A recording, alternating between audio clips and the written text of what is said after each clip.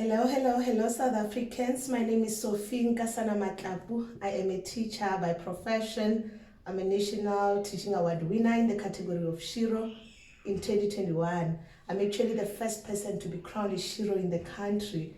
I'm also a founder of Young Pioneers, which is an NGO that is aimed at ensuring that young people in South Africa receive the support that they need in different spheres of life.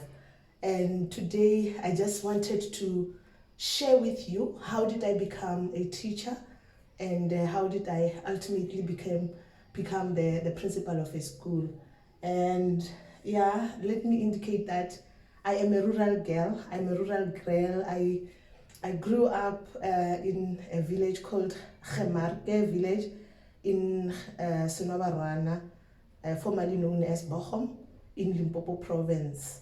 And I attended a school at my village, a public school, which is called Masialele Primary School, where I did my sub A up to standard 5, which is now grade 7. And during my primary school, I was just this young girl who was very, very inquisitive and always available for any activity that you can think of. And then I went to a high school, and yes, my parents took me to a high school, a local high school, which is called Ramochabi Secondary School. Ramochabi Secondary School is in Gemarke village, where I was born and bred.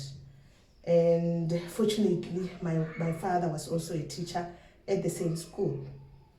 And then I went there and did my grade 8, which was the standard 6. I did my grade 8, and then I completed my grade 12 as well at the very same school. And when I was in grade 10, I think it's when I discovered that I'm very good in figures. I was very good in mathematics. I was also very good in accounting, and which were obviously the two subjects that I loved at high school.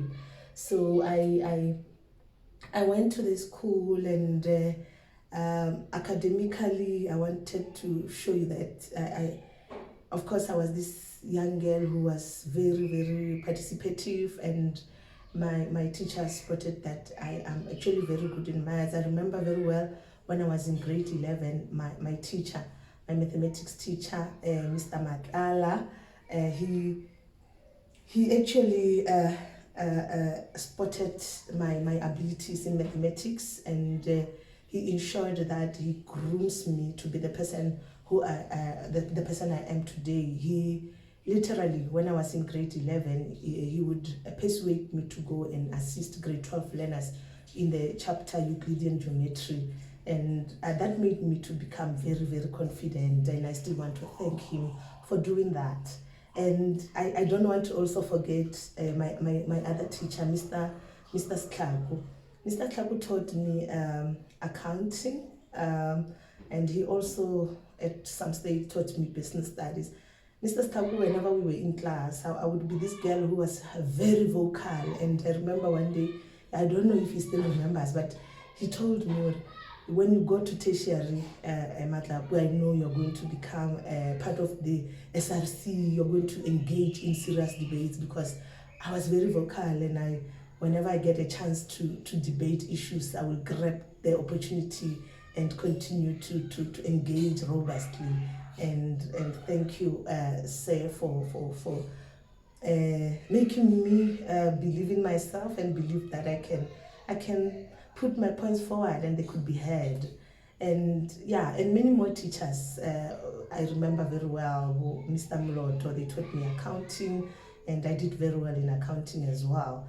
And my father, I don't want to forget him. He taught me business studies in grade 11, I think, when Mr. Sklaku, I think he went to further his studies. And my dad was very strict, but when it comes to me, he would always ensure that he support me, and he believed in my abilities. And whenever he finishes marking, he would tell me when we are still at home that I've performed very well, and if I missed one mark, he would tell me that, or you missed just one mark, and he would keep on supporting me. And everybody else, my principal, the late Mr. Rapolo, and Umem Komabi, even if they were not teaching me any subject, she was teaching agriculture, but those were the people who were always with me and supported me throughout, and I really, really want to thank them. So I grew up to be that type of a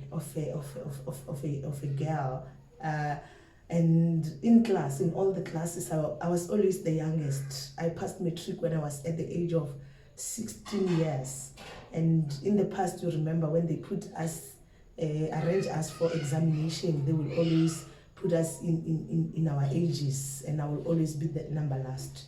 And that, I was always playful, I was always doing all these other things that other learners were doing. And in sports, people won't believe, looking at me the way I am, people won't believe. I took part in different sporting activities.